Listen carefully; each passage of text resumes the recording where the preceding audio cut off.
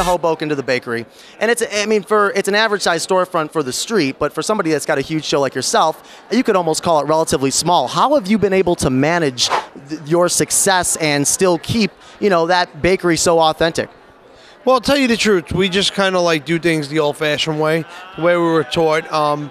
Even though we actually just grew into a new 50,000 square foot factory where we do all the baking, we still do it the same way we did in our 6,000 square foot little bakery. And it's just a matter of me trying to stay with those traditions and make people just feel at home.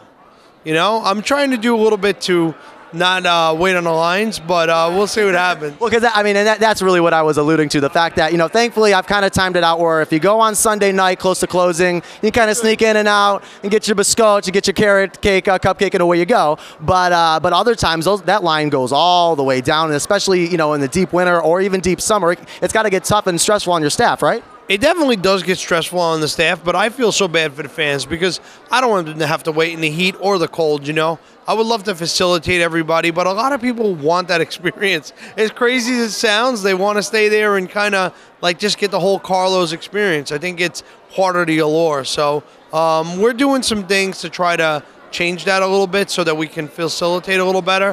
Hopefully within a year we'll be all set. As far as expanding on that street or maybe a new store? We're going to expand that store.